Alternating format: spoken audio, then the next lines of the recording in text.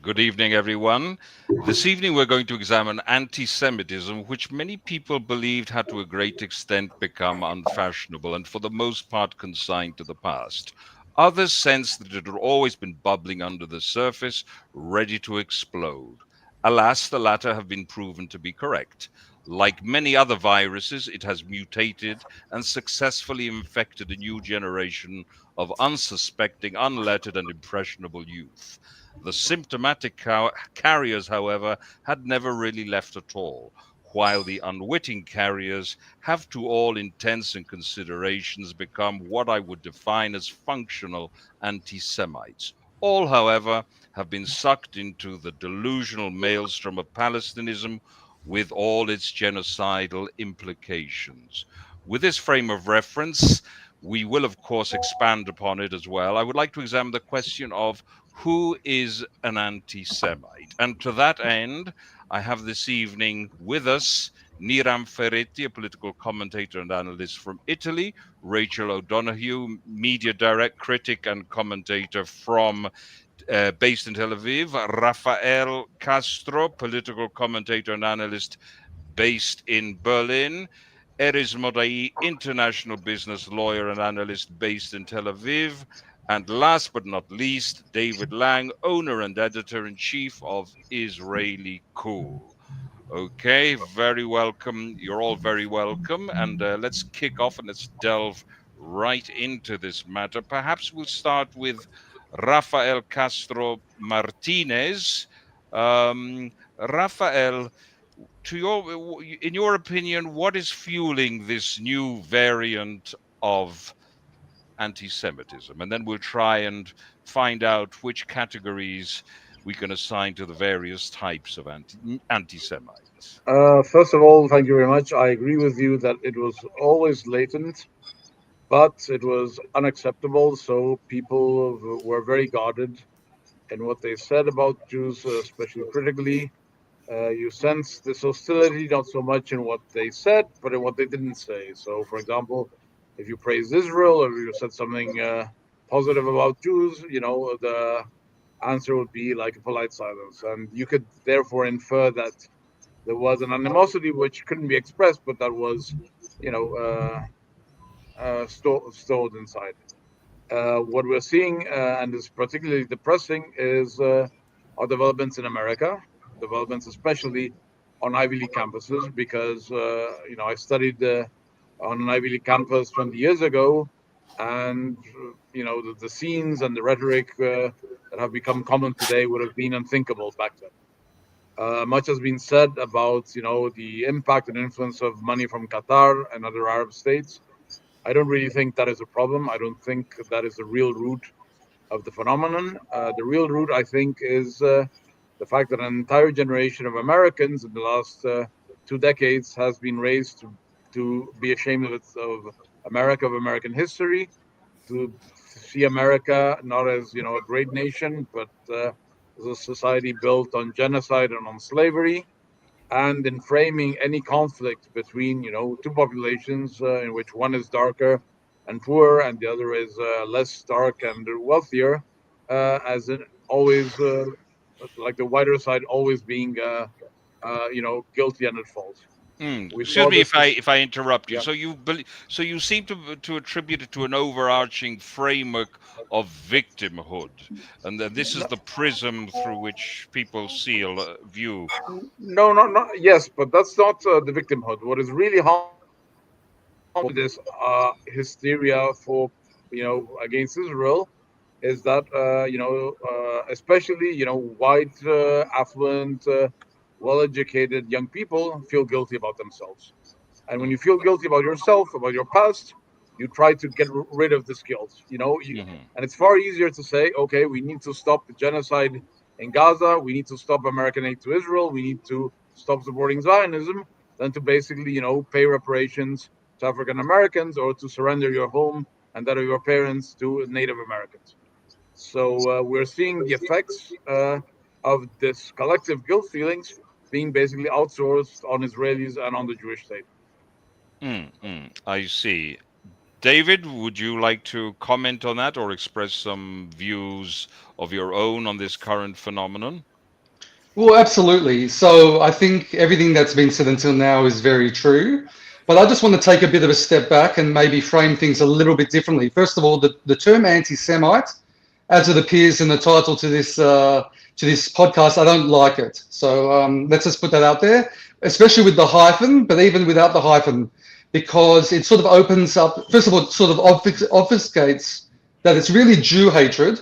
And we see a lot of times our ideological enemies trying to sort of do a play on words and say, well, we're the Semites. So I think what I would like to see, maybe I'm jumping ahead a bit, is that we refer to it universally for what it is, which is Jew hatred.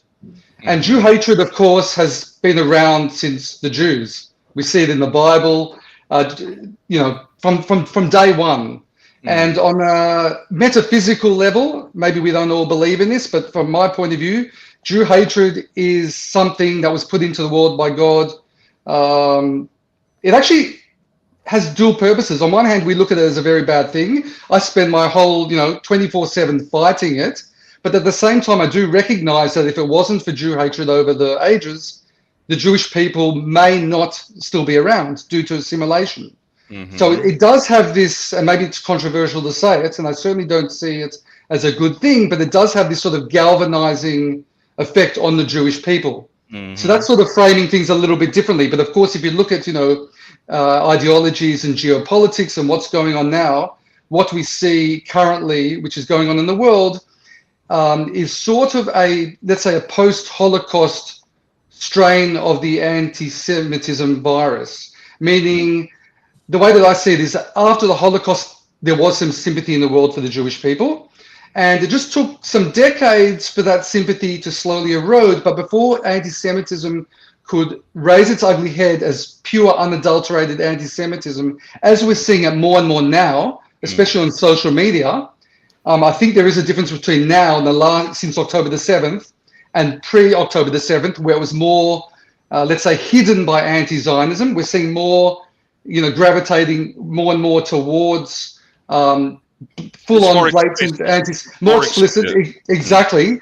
And part of that is, framing us as the new Nazis. We have sort of, we've lost the sympathy that should have been due to us due to the Holocaust. It's sort of like the statute of limitations has expired on that, and now it's full-blown anti-Semitism. Right. Oh, that's an interesting perspective. Certainly, I'm not so sure it was such a sudden thing. I used it in the preface, of course, bubbling under the surface. But I think it was probably more present than that, and I think it's been building up for a long time. And I think we have an ideology which has been pushed to the fore, namely Palestinism, which has provided a vector which is in itself a virus. But anyway, we'll expand upon that in a while. Yeah, sorry, did you want to say comment on that? No, I mean, no, you're right. It's like, I look at it as a sleeper cell, meaning I don't think it just exploded. I think it was always, you're right, it was bubbling under the surface, but the time wasn't right to expose it to the surface. Yeah, exactly. Rachel, any thoughts on what's been said or anything new to add? I would agree with David. I think that anti-Semitism has always been present. For me, and I see obviously in the work that I do as a media critic, it's about which vehicle it can latch itself upon. At the moment, it's Islamism, which is, I often find it's the elephant in the room when I'm talking to people, and that is how it has spread so widely. It's so vociferous today. So, but back then, it finds a vehicle in which it can have power. Indeed. So anti-Semitism is always there. Let me just interject briefly, and I apologize. Palestinism, to all intents and purposes, has been that factor. It has been I believe it's the retrovirus to Islamism. Palestinian, yeah, of course, it's merely a sort of a shield, I suppose, for radical Islamist ideology. It's a way of presenting it as quite palatable to Westerners. These are poor, downtrodden people. It's quite literally, we talk about Qatari money flowing into American universities. This is not about Palestinians, Palestine. This is about spreading radical Islam around the world. It is the goal of Islamists. And I would say that is what needs to be addressed if we are to have any real chance at addressing anti-Semitism. Indeed, indeed.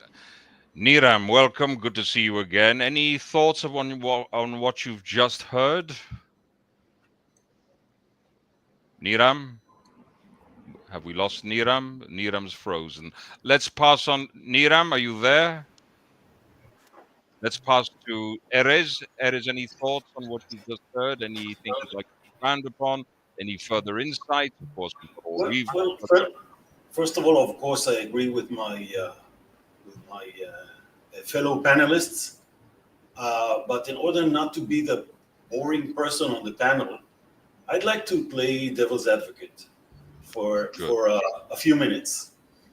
I want to understand, and I struggle to understand, the root and the sources of the hatred for Jews.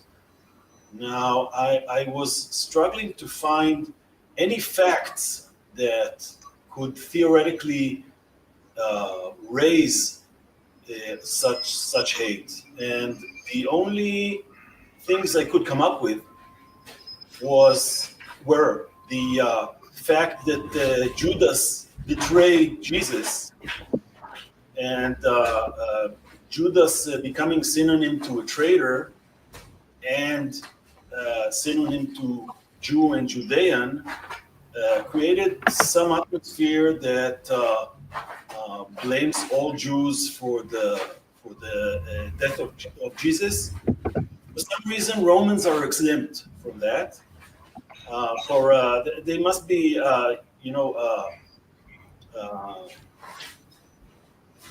some lenience here. But in any event, it's perceived as reflecting on all Jews. That's one thing. That's theoretically an historical fact.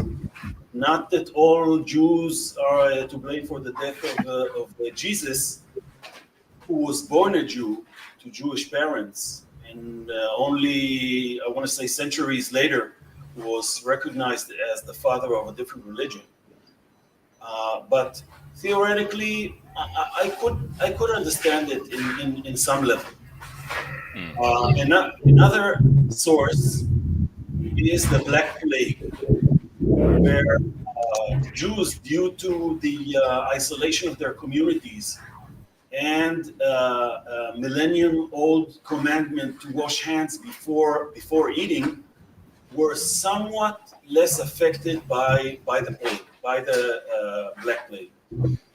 If I were a Gentile, quite a few centuries before the discovery of microbes and viruses, and I would see that theoretically would have constituted a reason for hate. These people know how to protect themselves, but they don't allow us to enjoy the benefit of this knowledge.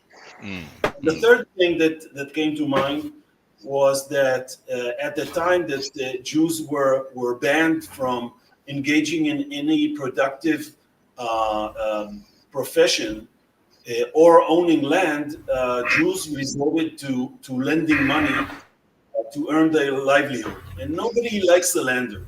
Nobody likes the bank when it comes to foreclose. Nobody likes someone to remind you of your failures, to earn your money, or to return your debt. So these are three reasons that theoretically could justify Jew hatred. And I almost would like to put them aside outside of the discussion about anti-Semitism. I feel that anti-Semitism is everything that is constructed on the sentiment of hate that these three and maybe other elements have been a base to, and these are outright lies and rejecting facts, rejecting any logical thought, because hatred seems to justify everything. I think you mentioned, excuse me if I interject, you mentioned something very important, and I think certainly there's a very strong irrational, hysterical, and a sense of delirium associated with anti-Semitism. So I think to define it in necessary and sufficient conditions, it becomes very difficult. I think you've mentioned some very important facts, and certainly we see a stratification of elements from early Christianity. A stratification from early Christianity through to the modern period. And of course, we have the word anti-Semitism itself, which is developed in Germany under Wilhelm Marr. So it has been stratified, and as we can see empirically, it mutates.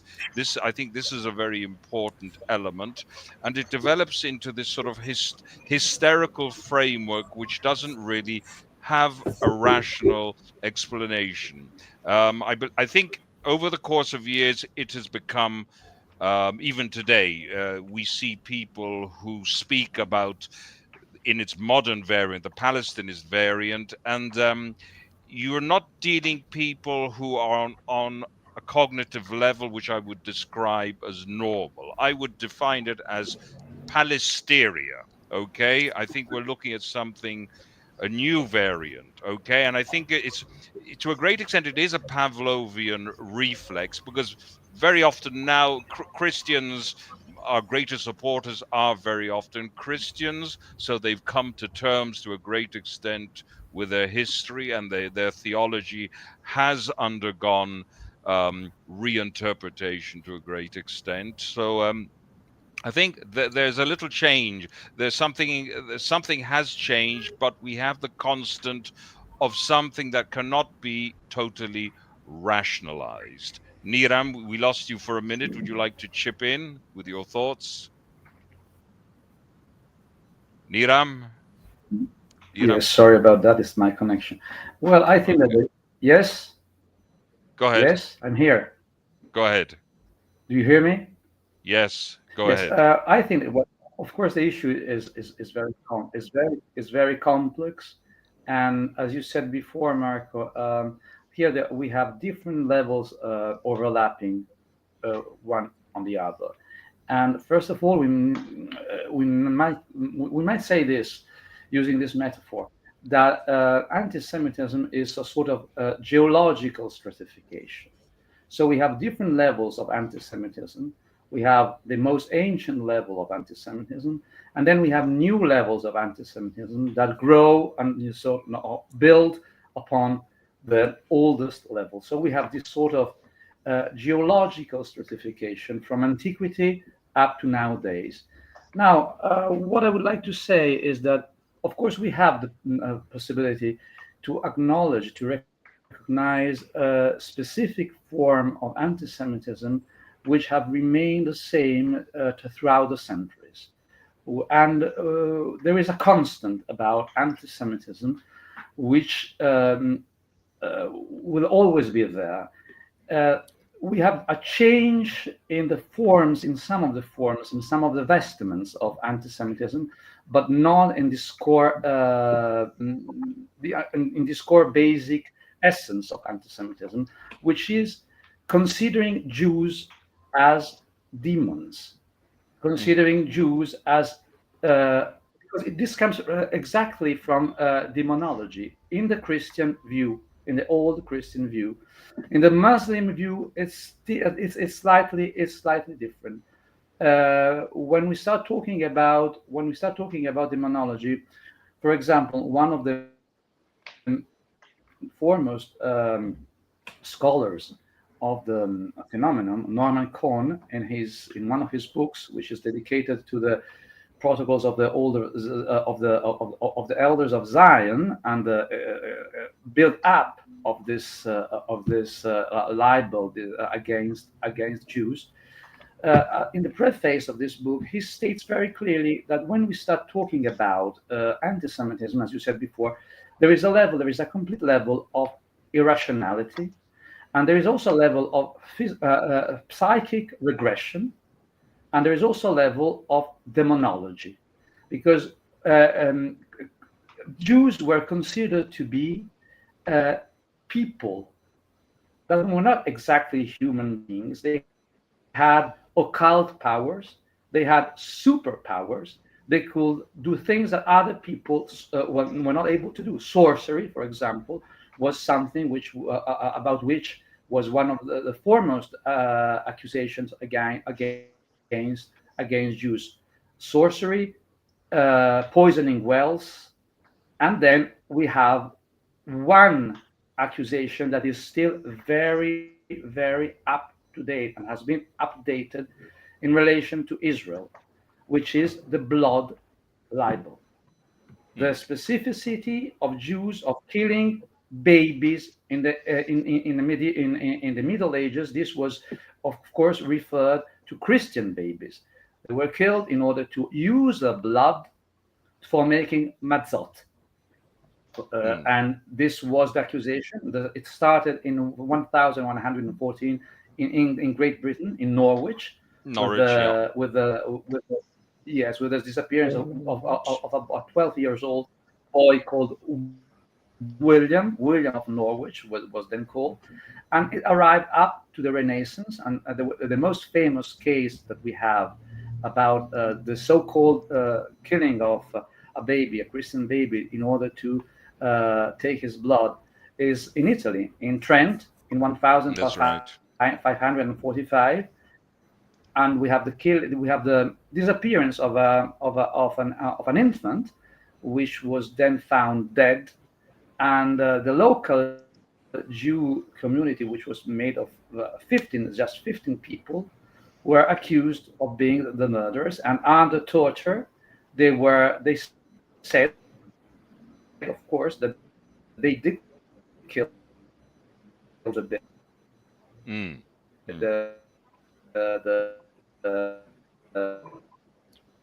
We're losing you, Niram. We're losing you. Try and get your connection back. I just want to throw an idea. It's interesting, though, that Niram said that it was such a small Jewish community, because while we're talking about manifestations of anti-Semitism, I've always been of the belief that actually anti-Semitism is as simple as that Jews are small.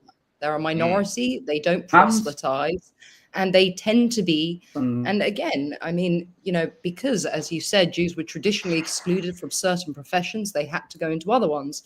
And so therefore, there's a perception that there are lots of Jewish lawyers, or there are lots of Jews in Hollywood. And the idea is that why should a group that numbers this many million, who don't seek to make people join, like Islam and Christianity, why should they be successful? Why should they have these things?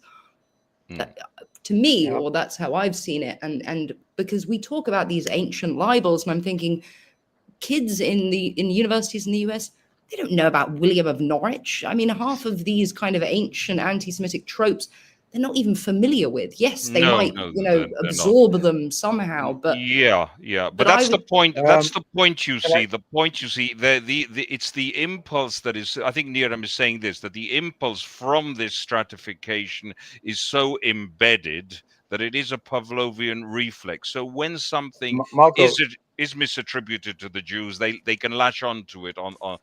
Sorry, Rafael, you wanted to say something? Yeah, go ahead. I would like to point out something that I think is important. Jews are perfectly qualified to describe the effects, the impact, the pain of anti-Semitism, but you're not really qualified to understand its causes, because you cannot really feel it and understand, its emotional and intellectual power. What Niram said about the demonology aspect is very true. What Rachel says about, this inability of the nations to explain and account for your success is also very true. And the bottom line is that it's all rooted in your chosenness, whether this chosen is religious, Mount Sinai, or it's historical. The nations believe that you're chosen much more than you yourselves believe it or want to believe. Fair enough. Fair enough. David, do you want to And comment that's why something? you often get this Yes. approach.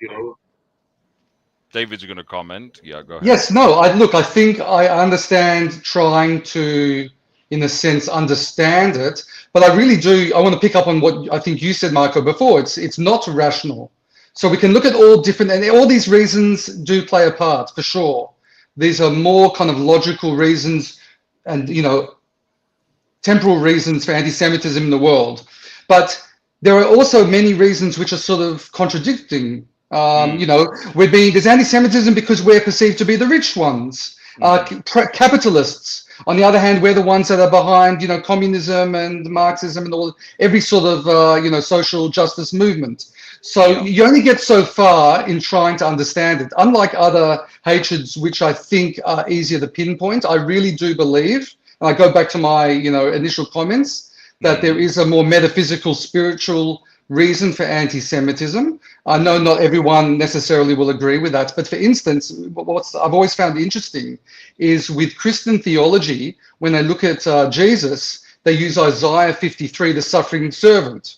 That's a very pivotal text. Whereas in Jewish tradition, if you look at all of Isaiah, the Jewish people are referred to in the singular. And it's kind of, I've always found it very ironic because that text could, in some indirect way, have led to Christian anti-Semitism over the years.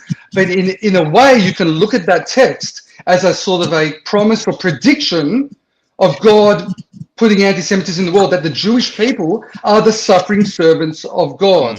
Yes, and, no, I'm familiar with that argument. Yeah. So basically, to cut a long story short, I believe anti-Semitism, it's not rational. And I know that might seem like a cop-out in some senses. And all the factors that have been described now do, in a more immediate sense, lead to anti-Semitism. And there is this stratification. I agree with that argument. But at the end of the day, I think there's always going to be anti-Semitism in the world until, we live up to our role as the chosen people. Which has nothing to do with superiority, which ironically is also latched onto by the Jew haters to sort of single us out. But it's really our moral responsibility in the world. That's really true. I want to latch on to something which you did say. Marco, I would like to make an important clarification because, David, I think we need to distinguish, I do think anti-Semitism is not justified, but I really do think it's rational and that you can understand it. Now, returning to what I was saying, there are other nations like the Hungarians, like the Armenians, like the Poles, like the Japanese, who also think they're chosen. But no one holds that against them. Why? Because no one believes it. Okay? Except themselves. But Christians and Muslims and all the other nations that see themselves as chosen fear or believe that Jews are chosen. I'll tell you I was raised Catholic, and I remember very clearly around the age of 5, someone told me that Jews had killed Jesus. Now, for a Christian kid, if Jesus is God, who can kill God except for something satanic? Okay, and that's basically when this idea that Jews have metaphysical, significance was implanted in me, and in millions and hundreds of millions of Christians throughout history. And in the Muslim world, this wasn't the case until the success of Zionism, which is very hard to account for according to the Quran, which promises success to Muslims, even though they're in far smaller numbers. And the only way to explain this from an Islamic framework is to attribute demonic powers to Zionists, who, thanks to being in cahoots with the shaitan, are able to defeat the good heroic Muslim armies. There's something to point taken. I just wanted to pick up something which David said, because we have to be a little bit careful about what we say as well, in the sense certainly early Christianity and up until the Middle Ages, to a great extent the early Renaissance period, there were certainly great anti-Semitic impulses, but on the other hand, we have to recognize that also much of it has been reinterpreted, and Oh, of course. And from an empirical point of view, many of the people who saved Jews during the Holocaust were believing Christians. And we can look at we have examples from France, from Italy, from Poland. And Poland was a place where people who, to save Jews, risked their lives. Anybody caught saving a Jew would risk having not just being executed, but having his whole family wiped out. So we have to be a little bit careful. Many people save Jews because of their Christian beliefs. Oh, we don't even have to go back. We don't even have to go back to the Holocaust. I mean, of course, there are obvious examples. But if we look at today, the Jewish people's biggest supporters amongst the Christian community. So that's clear as far as I'm concerned. Certainly. I would also like to raise something else, a little bit more provocative, about a lady who founded a movement called Zegota in Poland during the Second World War, with a specific aim of saving Jews. Her name was her Cossack Juska, and she was actually an anti-Semite, by the way.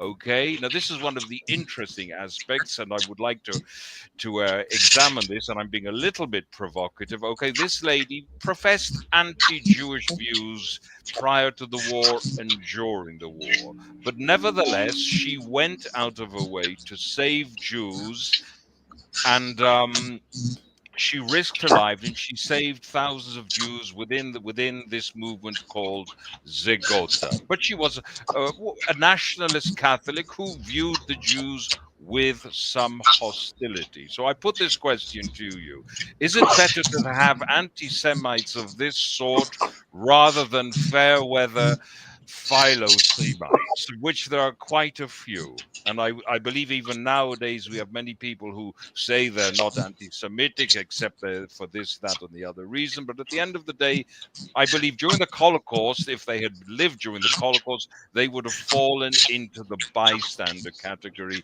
in the best of circumstances. Of course, it's better to have her and people like her. Okay. I mean, this goes without saying. I'm sure, and I'm not going to say that many people have said, I'm not saying about what, but have said things about groups of people, or we've said unwise comments, we've said pejorative remarks, whatever it might be. It's about what our actions are that truly are the measure of a person. Indeed. Now, let me say a little. I want to delve into this subject. You see, because for many years we had a facade of philo-Semitism. We had Holocaust memorials built all over the place. We had these what do you call them? What do you call these stones which are placed? Rafael, you're a German speaker. The stones that are all these stones that are placed to commemorate Jews. They've become all the rage all over Europe. But on the other hand, and I think more importantly, we've had governments and we have states wherein anti-Semitic literature has been taught under the umbrella of Palestinism, a phony cause. Okay, so I think this is something very problematic. And I believe that what has happened within the so-called liberal democratic countries of the Western world has to a great extent fueled the current wave of anti-Semitism. Niram, if we have you, I'd like to hear from you on that. Yes, do you hear me? Yes, I hear you. Yeah. Well, this is absolutely without question. It's absolutely without question. Now we are witnessing one of the greatest surge of anti-Semitism since the end of the Second World War. We have statistics. It's not a question of opinion. It's not a question of point of view. We have statistics. We have an overwhelming surge of anti-Semitism in France. We have attacks, incidents in most of Europe, not only Europe, and of course in the United States. And Niram, we have Niram, let me interrupt you just for 1 second, because we've had a comment from a person there who wants us to name countries where these instances have taken place. And I think we can give her quite a few instances. There have been attacks against Jews. There have been murders of Jews in France. So if this lady is listening, we can certainly supply documentation to this effect. Murders, absolutely. discrimination right across Europe, students being harassed. This has been happening for decades. We had the horrible murder of a young man called Halimi years ago in France, and we've had numerous cases of murder in France. So to that So lady, a Holocaust survivor murdered in Paris. Indeed. So for this lady who's Numerous. asking this question, we should like to invite her to document herself a little bit more, and perhaps she'll get some further insight. But certainly, fire away with the comments. Thank you, Niram. I go ahead. No, absolutely. As Rachel was saying, she was talking about, she was mentioning, I suppose, the Mireille Knoll, who was killed in Paris some years ago, and of course by an Arab. Because what we also need to say, unfortunately, but this is exactly what happened, that all these aggressions in France, and when we are talking about murders, they have all been committed by Arabs, by Muslims. This is not a question of discrimination. It's a question of, unfortunately, of statistics. We have the cases. We can prove this. But I would like the killing of a young couple in Washington. So we need to talk about what happened exactly a few days ago. These people were killed at the Jewish Museum in Washington, and they were killed by a person who screamed before he killed them twice, "Free Palestine." And after the murder was committed, he said clearly, he shouted, "I did this for Gaza." So now we need to understand that anti-Semitism today is mainly fueled by the hatred towards Israel and by the conviction that by killing people, Jews, justice is put forward. So this is what we need to understand and what we need to face today exactly. And let's not forget that this idea, this basic idea, that by killing Jews, justice is made, is exactly what motivated Adolf Hitler in the 40s. He was absolutely clear about this. By killing Jews, by eliminating completely Jews, justice was made, not only for the German people, but for all the world. So this is exactly what's going on nowadays, luckily on a far smaller scale, but it has changed. But the aim is exactly the same as it was before. So this is something we need to understand very, very clearly. If we read the Charter of Hamas of 1988, it is clearly stated in that it's a genocidal manifesto. Indeed. It's a genocidal manifesto. It talks about jihad. It talks about Jews, about the elimination of Jews in all of Palestine. So this is what we need to understand, and it is exactly what they tried to accomplish on the 7th of October. If they were not stopped, if they had the means to do it, they would have killed every living Jew in Israel. Now that you're not just in Israel. Go ahead, Erez. Not just in Israel. No, not just in Israel. Of course not. Of course not. Of course not. I would like to offer, with the help of my fellow panelists, I would like to offer the unself-aware anti-Semite a few indication of his illness. because ultimately we are trying to convince people that there is anti-Semitism, and people may be themselves inflicted by it, but still live in denial. So maybe we should also discuss the symptoms. Because presumably the biggest trick that they did was they managed to convince people that anti-Zionism is separate from anti-Semitism. They are the same thing. To be anti-Zionist is to be an anti-Semite. They are not indistinguishable in my mind. And No, this is the greatest thing that the other side has managed to do, is create a false distinction whereby they can get away with stuff and they just change the word Jew to Zionist. Perfect. That's very true, Rachel. But I think we have to underline one thing, that Palestinianism isn't mere anti-Semitism. It is genocidal anti-Semitism.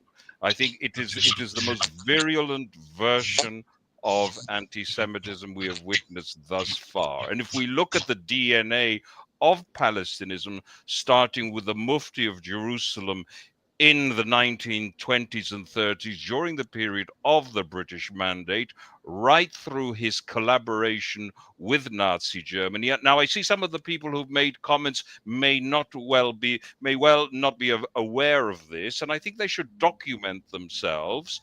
And I think they should document themselves, because the Mufti of Jerusalem is a central figure in the history of Palestinism, the most virulent form of anti-Semitism. He was a Nazi collaborator whom, by the way, at the end of the war, the British didn't want to extradite. So they basically provided a cover for the Mufti of Jerusalem. And something else that people may be interested in knowing, aside from the fact that he was a Nazi collaborator and a Nazi instigator who recruited people, Muslims in the Balkans, for the SS. And he had also planned to build a concentration camp along the model built in Eastern Europe in the Dotan Valley in Israel, in what was then Mandate Palestine. So people really need to understand the DNA of Palestinianism. Unfortunately, people have been subjected to this sleight of hand. They don't know the facts, and they're incapable of joining the dots. Sorry, whom did I interrupt? Rachel, did I interrupt you? Yes, but you exactly. But I mean, then we would even have to pull apart the even term Palestinians. Well, of course. Who are Palestinians? Are Jordanians Palestinians? Jordanians not? It is a fictitious construct. It is a fictitious construct which people have latched onto. We'll organize a podcast on that. Yep. Let's try and stay on topic, even though they're interconnected. David, go ahead. Yes, so I would argue that the most virulent form of anti-Semitism, which of course has converged to what you call Palestinianism, is progressive anti-Semitism. And the reason for that, why it's so virulent, is not only it's actually in essence genocidal of the Jewish people, and doesn't see us as human or deserving of human rights, but at the same time it paints itself as anti-genocidal and pro-human rights. Well, yes, it's called. That's what makes it very, very virulent, in my opinion. I've always been less concerned about right-wing anti-Semitism in the sense that, I mean, nowadays, right? Because they're very clear about who they are. And the majority of people who supposedly care about human rights, they're an anathema to them. They'll steer clear of them. Whereas this progressive anti-Semitism almost attracts people towards it because of the way it paints itself as pro-human rights. Indeed. Yeah. Rafael, you're right though, David. It's how do you fight a kind of that have managed to unite sort of feminists, Islamists, LGBT movement, liberals, the whole, and I'm thinking of such disparate groups becoming bedfellows. How? Yes. And it's anti-Semitism. There is no other explanation for how these groups could ever unite of anything. There is no logical explanation. There's no. Well, there is somewhat of a logical explanation if you look at neo-Marxism and what your comments someone mentioned at the beginning about this white brown person power dynamics. This is a manifestation of that. Now, of course, the jihadi, fundamentalist Islam, anti-Semitism, and that should not get along. You're right. But they get along because of the common ground, which is an antipathy towards Jews, but also the West. Identity politics. It's like, no, but that identity politics is the higher level. But underneath it all is an antipathy towards the West, not just the Jews. The Jews are, let's say, symbolic of the West because Judeo-Christian values are the pin of the West. And if you look at, for instance, and I don't want to jump ahead too much, like Qatari money, Muslim Brotherhood, all of that stuff, it's not necessarily aiming towards a physical Islamic caliphate, but it's more looking to supplant the West as the moral authority of the world, in my opinion, at least. So it's not just about, it's Jew hatred, yes, but you can't ignore the fact that it's also hatred of Western civilization. Certainly, no, absolutely. Go ahead, Rafael. I completely agree with David. I would like to latch on again to, the phenomenon of, increase in Holocaust, commemorations, especially in Europe, and the increase in, pro-Palestinian literature. I think the two phenomena go hand in hand. I think that, in the United States, Holocaust commemoration was very positive for Jews and very positive for attitudes towards Israel, because the Americans were, fellow victims of, European anti-Semitism. What happened is when that model was basically applied to Europe, the reaction was different because the European knows that his ancestors were in one way or another either complicit or, bystanders during the darkest days of the Jewish people. And, when you feel bad about your ancestors, about your culture, about your nation's history, it's much easier to basically find faults and flaws in, the people that your culture has victimized rather than, in making amends for it. I'll share a personal anecdote. I remember, 10 years ago when I had 20 years ago, I had already been to Israel. I spoke Hebrew. I was, a pretty hardcore Zionist. And I remember, there were scenes of one of those rounds of fighting in Gaza. There were scenes of destruction. And, instinctively, I said or I thought something that was either very strongly anti-Zionist or even anti-Semitic. And I was shocked by my own reaction because I had never had, real sympathy for Hamas or for the enemies of Israel.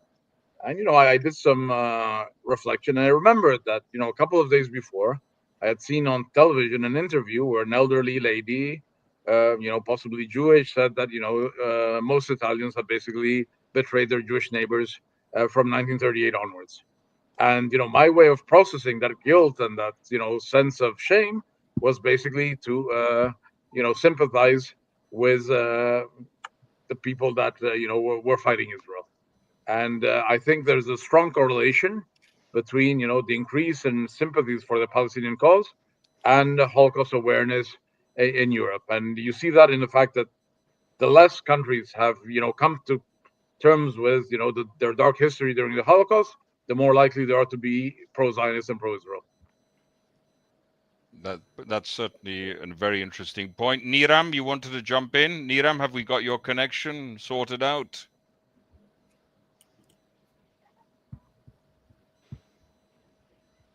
Can't hear you, Niram. And I completely agree on what was said until now, and I think a very important point was made. Do you hear me? Just about. Here I am. Do you hear me? Yeah. Go ahead. Marco? Go ahead. Yes, what David and Rachel were both saying is that now we have this unholy alliance, which is very, very dangerous because we have wokeism going hand in hand with Islamism, and we have neo-Marxism, and all of this is all going. Is all together. They all go together because the main issue is, as David was pointing out before, it's not exactly anti-Semitism. If you tell these people, well, you are anti-Semite, they will start shouting at you, outraged, because they don't think absolutely of themselves as being anti-Jewish, anti-Semitic. they are anti-Western civilization. This is the main target. And Israel is perceived as the last, as the bastion of Western civilization, as the small Satan, as Iran says. No, Iran says that the great big Satan is the other United States, and the lesser Satan is, of course, Israel. Their battle is against everything that the West has accomplished. And of course, we have all the culture of wokeism, of victimization, and all the vitriolic criticism that we have had in all these decades against the West, which has represented the West as the worst civilization that ever appeared on the face of Earth. So now all these young people shouting at Columbia universities and then at Harvard and other universities, shouting "Free Palestine" from the river to the sea without even knowing what they're talking about, because if you mention the river and you mention the sea, they will not even say what they're talking about. They will not recognize where Israel is on a map. Well, they are shouting against themselves. They are shouting against the civilization that give them the right to study in this Ivy League, very expensive university. It's total madness, of course. It's total madness. It has been fueled by a lot of anti-liberalism, a lot of teaching has been going on, especially in high academia in the United States, but not only in the United States, for at least the last 20, 30, let's say 30 years, the last 30 years. Indeed, indeed. Yeah.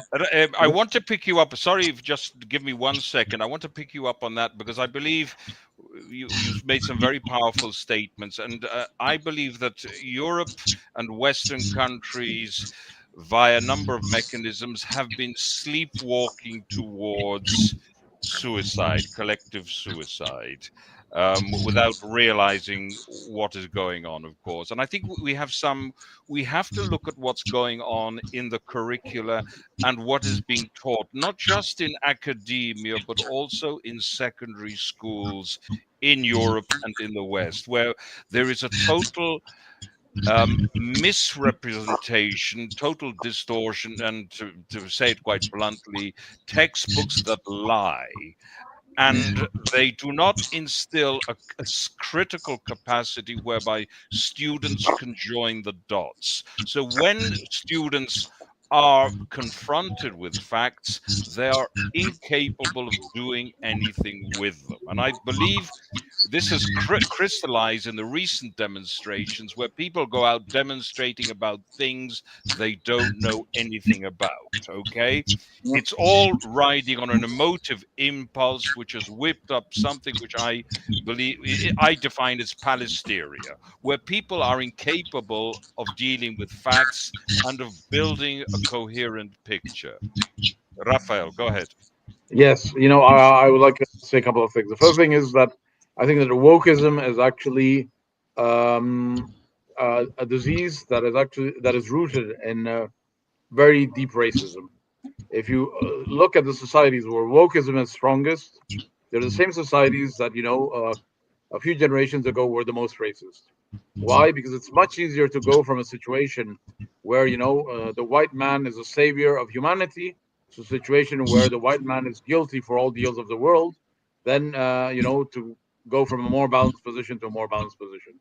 And if you look at all the photographs, of queers for Palestine, of feminists for Palestine or whatnot, I think that most of them, are middle class white people, because those who suffer from real homophobia, those who suffer from real misogyny, know that the Islamists are not their allies. They know that what happens in Jenin. But if you live a very comfortable life, and the only homophobia you've experienced is someone misgendering you, you can think that the real ills of the world are rooted in Leviticus and what it says there about the gays. But if you live in the real world, experience real homophobia, real violence against women, you know that siding with Hamas is not the right thing to do. So are we saying that to save American youth, America really needs a big war with conscription, and young people need to actually understand what, I don't know, what it's really like to fight against someone who wants to kill you? No, no, Maybe. I don't believe in war. I think that it would be a very good start if every student, instead of getting fancy internships in Wall Street, would spend the summer tilling the soil in Nebraska. It But would teach actually, them. I was being serious because I watched a video of a soldier who died at the age of 20 in Lebanon, and he recorded a video before he went out to fight, and he was talking about why he'd done this, well, why he was fighting and why he was looking forward to going out there. And it was such a poignant speech that he gave, talking about how the love for what he's leaving behind is much greater than any kind of hate, quote unquote, for an enemy. And he was eloquent and it was stunning. And I thought, he's 20 years old. And I couldn't picture a US college student giving a similar style speech. And I thought, actually, maybe if, there was an enemy bearing down on America and it was your family who might die and you had to protect, maybe then you might grow up. You might think, okay, hold on, maybe there are real enemies out here and it's not this, and actually I'll put my big boy pants on and deal. Rachel, I understand what you're saying, but if we continue this train of thought, we'll end up thanking the Arabs and the anti-Semites for making Jews and Israelis so smart and strong. Well, but as you said, David, having an enemy in this world, and yeah, but you know what? I don't know if it would actually help, because the level of brainwashing has been going on for so long and is so endemic, especially in the United States colleges, that actually I believe that the students, they're justifying the enemy attacking them. They're like, it's this guilt, it's this white guilt that they have, and that and they even refer to America, and it's also in Australia and elsewhere in the West. Just 1 second.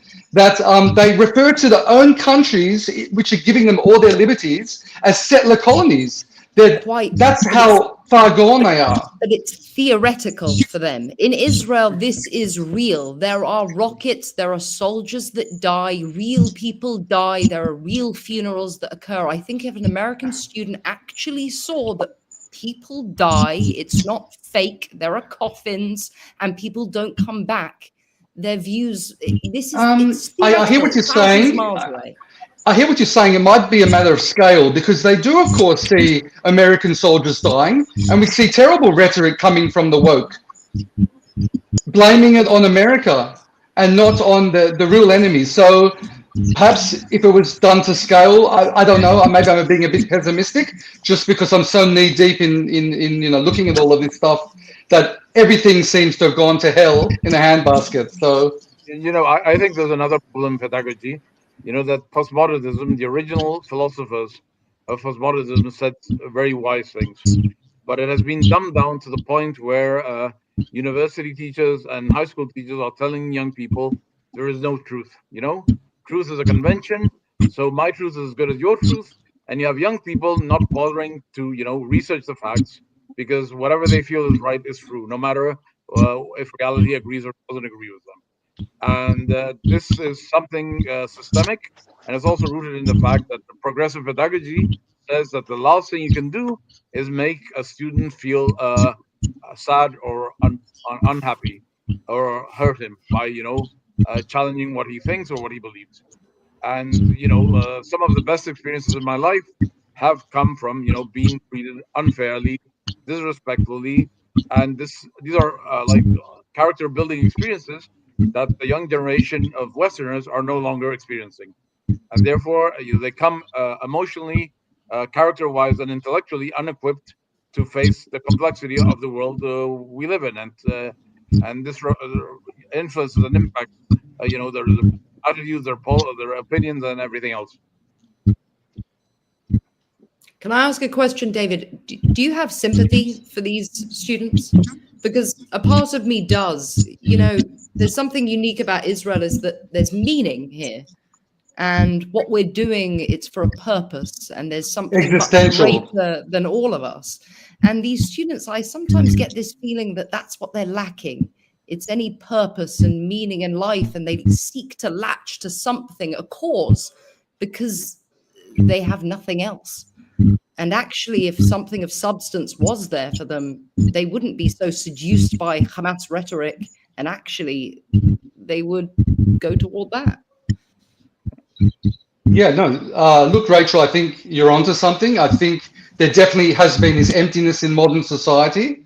And that, yeah, I think these, as I mentioned before, why it's such a virulent form of anti-Semitism is because it's couched in human rights. So these people, these students actually think they're the good guys. We look at it and go, wow, they're espousing the most evil ideologies and they're aligning with the most evil actors on the planet. They don't see it that way. So for sure, there is something to that. And I just would like to also add, because we've spoken about the brainwashing on campuses, but it would be remiss of us to ignore the effect of things like TikTok. The University of TikTok is a huge player in this. And who owns TikTok? It's China. So, I mean, it's a rabbit hole one can go down. I'm just putting that question out there because the way that the algorithm works on TikTok, as I'm sure, Rachel, you know a lot about, with honest reporting, having, videos which are seen to be pro-Israel or talking against Hamas, struck out. That's happened to me a lot. And whereas the most virulent anti-West, anti-Semitic videos get more airplay. So yeah, we're up against the real system. It's not grassroots, it's actually top-down systemic anti-Semitism and anti-Western sentiment. Yeah. And there's so many players involved, So many. each with their own agendas. Yeah. That to unravel it all and to combat it, very tough. Yeah. I also think this is a highly speculative hypothesis, but that a lot of people in academia, a lot of students in the social sciences and in the humanities are realizing that ChatGPT, invented by a certain Sam Altman, is going to make them redundant pretty soon. And what better than you basically hate Israel for all this? Yes, the lightning rod theory, I think we're pretty well aware of. That's certainly the case. I'd like to get back, however, to what is happening on the ground within schools, within the media, within academia. Niram, are you with me? You've frozen. Are you with me? Can you hear me? Yeah. We cannot divorce things from what is happening on the ground. You and I know what is taught within the Italian school system, within the universities, and we know that this can only happen with the rubber stamping of states. So we have to look at anti-Semitism on an institutional level. It's not merely individuals with prejudices, but it's state apparatus that are involved in this. What is your opinion? I see it throughout Europe, and I think you know what's happening in Italy. Yes, of course. Well, in Italy, we had of course many problems in the university where a copycat of what's going on in the United States mainly, and we had that on a smaller scale than what happened in the United States, with a big difference here in Italy because we have a different system, a different police system, a different justice system. So this problem has been just let going on. We didn't have police at a certain point standing for people who were not allowed to study, students that were not allowed to study, students that were just out of the classrooms, etc., etc. Because it happened at a certain point in the United States, and we also know what happened. Right. Sorry, Niram. I think you have a sound issue there. There's a sound coming across. I think your mic is not working. Turn off your mic for a minute so we can check. Turn off your mic. I think, yeah, it's at your end. Okay, so we okay. So many, I believe. So I want to cover this a little bit more. I believe we have a lot of state actors in Europe. We have the European Union, who have a lot to answer for. when it comes to the spread and the poisoning of generations of young people. Rafael, can you enlighten us with regard to the situation in Germany? I think that Germany, in terms of anti-Semitism, is one of the cleanest countries in Western Europe. And nevertheless, the education about what they call the Near Eastern conflict is very problematic for two reasons. The first reason is that all the textbooks, all the literature refers to the Holy Land as Palestine, not as Palestine slash Land of Israel or Land of Israel slash Palestine. In other words, the impression is clearly given that this is the land that belongs to the Palestinians, and then it became the state of Israel, but it doesn't really belong to the Jews. But we Germans did horrible things to the Jewish people, so we have to shut up about what Israel does.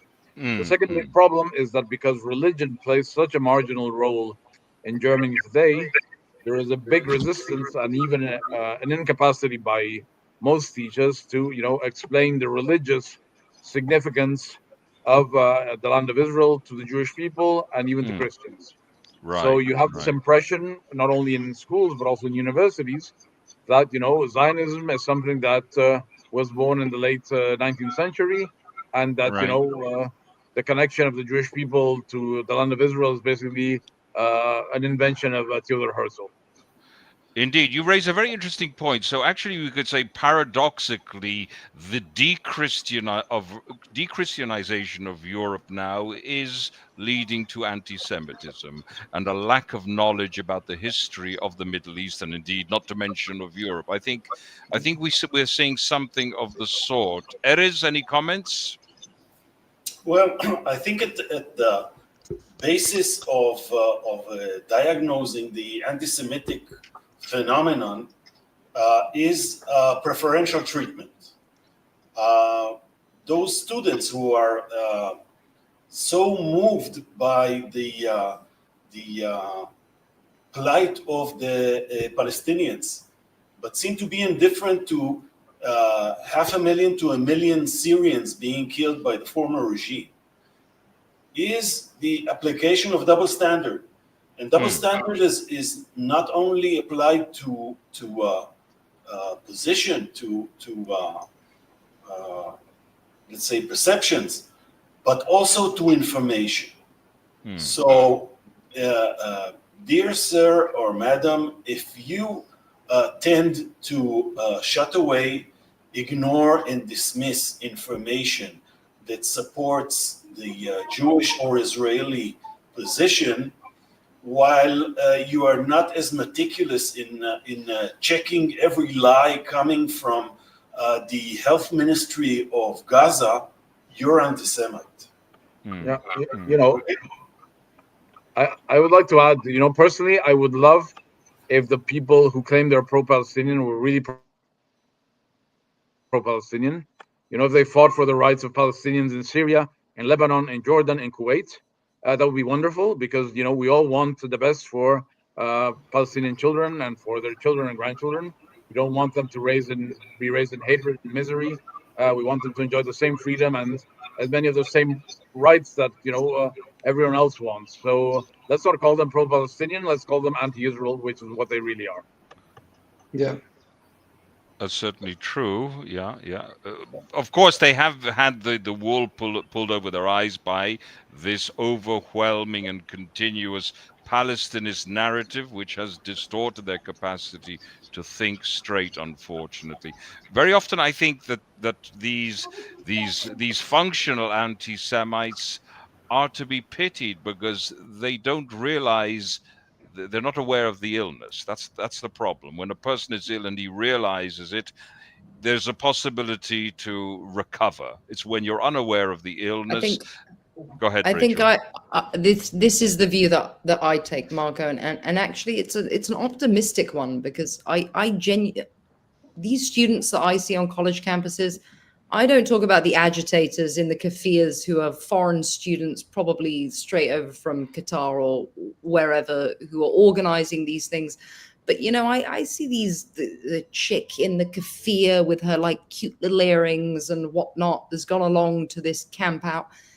These people are not anti-Semites in any true sense of the word. They're there to join the crowd and make a difference, bro.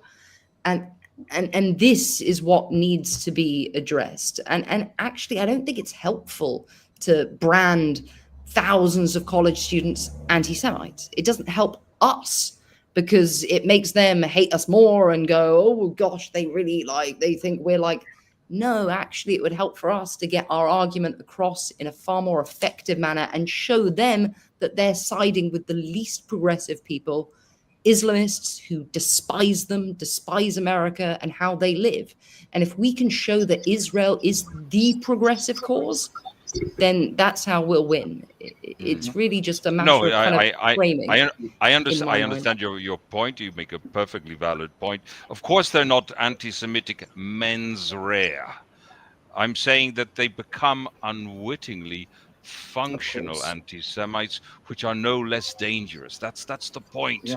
It wasn't as if in Europe 80 years ago people were all anti-Semitic. You didn't need somebody to be an ideological anti-Semite. You had to have a person who functioned as a cog in the machine at a certain point.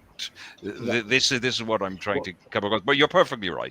Niram, you want to chip in? Niram, sorry, let Niram. No, I completely agree. Yes, I was just to make a footnote to what Rachel was just saying before. I completely agree with her statement.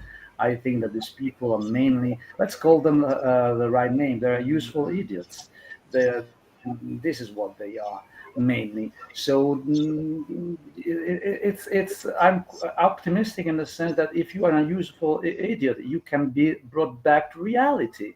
If you are a full anti-Semite, you cannot be brought back to reality. Indeed, full blown. Great psychological. Indeed. So I agree completely with what she said just before. Right. I beg to differ. And also. Sorry, Iris. Sorry, go ahead. I beg to differ because in order to bring that change about, you need to have open minds, and this is what today we don't have. That's why I said before.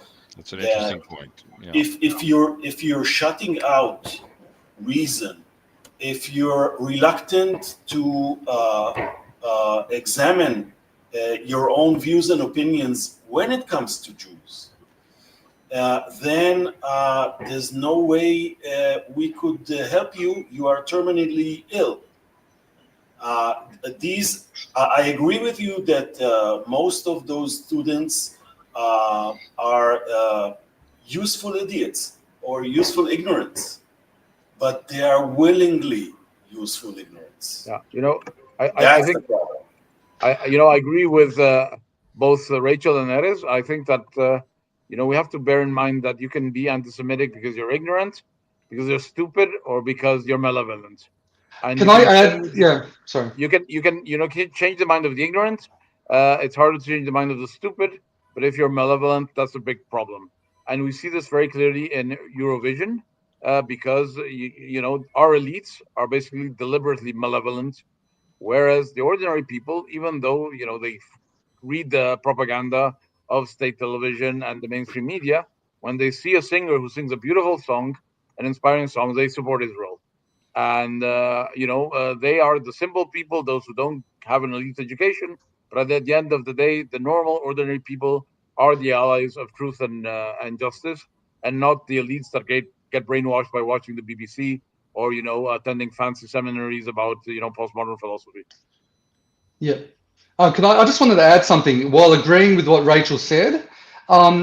It's a little bit more complicated in the sense that I believe that there is within many of these students, in order for them to be so, let's say, willing participants in their ignorance, this neo-Marxist ideology that they're bought into capitalizes on some anti-Semitic bigotry, which that they probably have within them, if you know what I mean. And I sort of categorize anti-Semites in different ways, meaning just because you have or you hold some anti-Semitic prejudices doesn't make you a full-blown anti-Semite. That's just a label, right? It doesn't really get us anywhere. And you can kind of tackle people with anti-Semitic prejudices differently from, like the Nick Fuentes of the world or the neo-Nazis. They're fully blown, they're beyond the pale. So I agree with Rachel there. But what I'm trying to say is it's not as simple as saying that anti-Israel sentiment has fueled anti-Semitism, yes, but it's a two-way thing, meaning the anti-Israel sentiment is triggered by underlying anti-Jewish prejudices to begin with. In many cases, that's my thesis. I'd like to ask that this later part of the conversation be devoted to having a course of action, because I think that there is something we have to give credit to the adversary, is that they did a very good job at a grassroots level. On campuses, they worked very well with where I would love to give a shout out to Honest Reporting's work in this regard. We do workshops with students where, and honestly, I see them coming in, they are eager to learn. And of course, these are some Jewish students. In fact, I've spoken to non-Jewish students who are actually just keen for the facts. And my experience on the ground is actually students, because they're being bombarded with all of these groups that are like, support this, do that. When they feel like they're receiving someone who's kind of cutting through it, they're actually quite receptive and far less, extreme than I think the media would have you think they are. Indeed. Let me just... Sorry, and I would just say, I would direct people to Honest Reporting to read about the various things we do. I just want to make one important point. I think we're talking a lot about the anti-Semitism on campuses and online, but what I've realized is that anti-Semitism is clearly a problem. There's no question about it. I do believe there's a silent majority out there that aren't anti-Israel even, to be honest. In fact, a lot of them are just neutral. And I think a very important part of our strategy is not necessarily to make it about Israel or even the Jews, but to point out, the anti-West sentiment, because to the average person who's living in the West and enjoying all the freedoms of the West, they look at, for instance, an anti-Israel protester burning the Australian flag, or they're burning the American flag, and that really, sends chills up their spine or down their spine. Not just that, when they're protesting, you've got to point out the inconveniences and their disgusting behavior. Like when they're blocking traffic in Australia once again, they interrupted carols by candlelight. So I'm actually, in a sense, I'm not all about silencing these people. I kind of like to turn it around and go, one of our greatest weapons in dealing with this anti-Semitism are the own actions and the own words of these people. Don't silence them. Put a light on it, shine a light on it, and that's how you win over the people in the middle, or the silent majority. Indeed, Yeah. indeed. I completely agree. The silent majority is with us. My experience in Berlin is that I speak to blue-collar workers who are German, African immigrants, even to my Turkish hairdresser, and I can have a very constructive, honest conversation about immigration, about Islam, about economic problems in the developing world. As soon as I say the same things to an average college graduate, I get called an extremist, a racist, an Islamophobe, and I think we need to cleanse the audience stables of academia today in the West. That's a top priority. These are all very valid points, and I believe we should also... Go ahead. No, sorry. I was just saying just one thing. We need to realize something, which I think is very important for all of these people. Well, for Palestinians, and against Israel, they are talking in their heads. They're just having fictions. They are not talking about real Israel, and they are not talking about real Palestinians. This is what Eric Voegelin, one of the greatest political philosophers of the 20th century, called the second reality, second level reality, which is not the reality, empirical reality. It's the reality fabricated by the mind. It's the ideological reality. So when these people, they talk about Israel and they say that Israel is like, this evil country, the most evil country in the world, and they start talking about apartheid and about colonialism and about genocide, they are talking about something which has the slightest adherence to reality. And when in philosophical terms, it possesses no existence. It possesses no existence. And the same thing goes for the Palestinians, for the poor victims, for the Arab victims, the oppressed. This is another fiction. That's right. Let me just say something, that we can do no greater disservice to those whom the Palestinist identity has been imposed upon by referring to them as Palestinians, because unfortunately they have been violated by this great distortion. There is no greater disservice that one can do by using this terminology. And this is the great mistake we're making, because they construct a false identity which never existed. And they're consequently, they're disoriented. For people to have a constructive lives, they have to have a positive identity. And what has happened with Palestinism is that a phony identity has been created, and hence a level of anomie, alienation has set in, which really needs to be dispelled.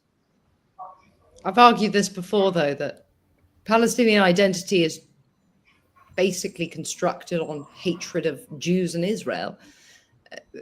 Are you saying that perhaps if there was something that was positive about Palestinian identity? No, not at all. Not at all. There is nothing positive about it. It's a phony identity. But if there could be, because we can say it's a phony identity, it's not going to go anywhere. Hang on a minute. The Germans too. 20 years ago, everybody they had Nazism imposed upon themselves. Now let me just pick you up on that, because indeed there are many people in Israel, Arab-speaking people, who certainly don't want to know anything about Palestinism. They don't want to, and it's increased. The number is increasing within the Druze community. I can assure you, an Arab-speaking community which has a much longer history in this area than the many hundreds of thousands that migrated during the British Mandate. They don't want to know anything about Palestinism, and I think this is a very important card. There's no point in appeasing this. If you fuel it, we're not going to get anywhere, neither for us nor for them. So I think we have to do some serious rethinking about that. Be very careful about the terminology we use, because by doing that, we let other people set the agenda and we restrict our room for maneuver. And we do a disservice to many people who would be potentially decent people, these children who are constantly brainwashed in this evil ideology. I mean, you know as well as I do, Rachel, what goes on in the Palestinist Authority, what they teach, the hideous, the genocidal pedagogical material there, what goes on in the media. You know as well as I do what goes on there. You can't. There's no room for compromise in this sense. They have to be weaned off this poison. I would imagine that the same sort of denazification that took place in Germany would need to occur in the Palestinian territories. That's exactly it. Yeah. Sorry, I would also like to urge all users watching, users of social media watching us, to refrain as much as possible in social media debates referring to the other side as anti-Semites, because it usually backfires. I've noticed that the anti-Israel people never claim that people who defend Israel are Islamophobes. They do so in Arabic, they do so in other languages, but in English and Western languages they don't do so, because that's not true. Sorry. No, we're seeing it more and more. No, I'm seeing it a lot. Like it happened again. I use Australia as an example because I follow Australia very closely for obvious reasons. But we're seeing a lot, and even for instance, I think in America with Ilhan Omar or maybe Rashida Tlaib, that anytime they've been attacked for actual, anti-Israel or even anti-Semitic, like all about the Benjamins, someone has come up and said that's Islamophobia. So I don't exactly agree with you I mean, there. It is happening more and more. you're right. I just think that the frequency with which our side does it, at least until very recently, was far greater, and I think it's counterproductive because that allows the other side to say, "Oh, they're leveraging anti-Semitism to criticize the debate. They're exploiting this and that." And Oh, I on think, that, yeah. I think this is not a matter of being philo-Semitic or anti-Semitic. You just need to love truth and justice, to be on the right side. Well, you need to be able to convey it as well and live by it.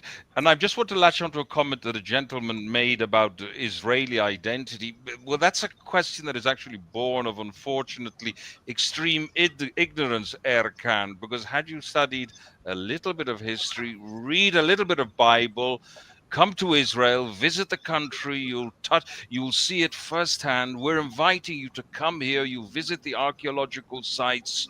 We'll have a wonderful time. Join us. Yeah, Akan, thank you for your question. I think it was well intentioned.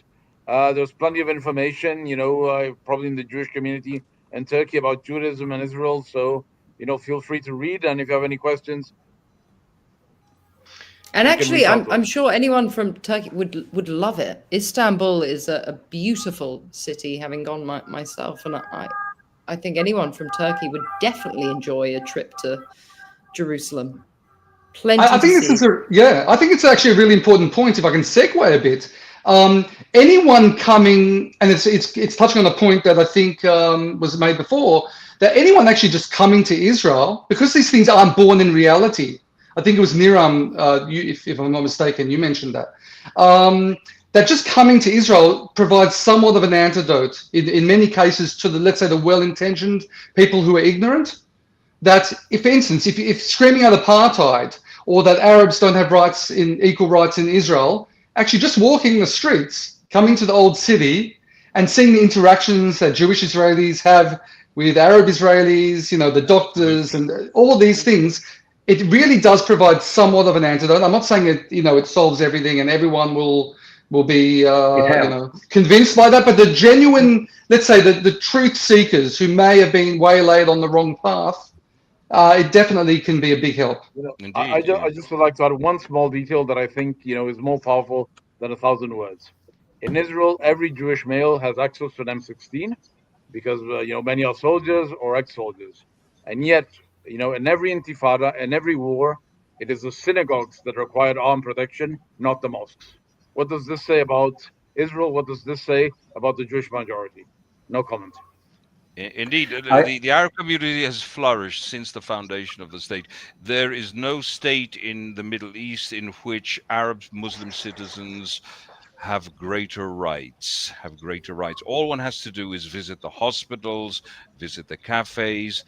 The Supreme Court has Arab judges. It flies in the face of all this nonsense with which all these people have been brainwashed, and they have a real problem in coming off this drug, this Palestinist drug. I know it's going to take a bit of cold turkey, but do it for your own good.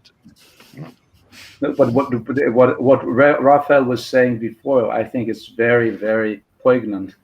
It's very, very poignant about the access to weapons.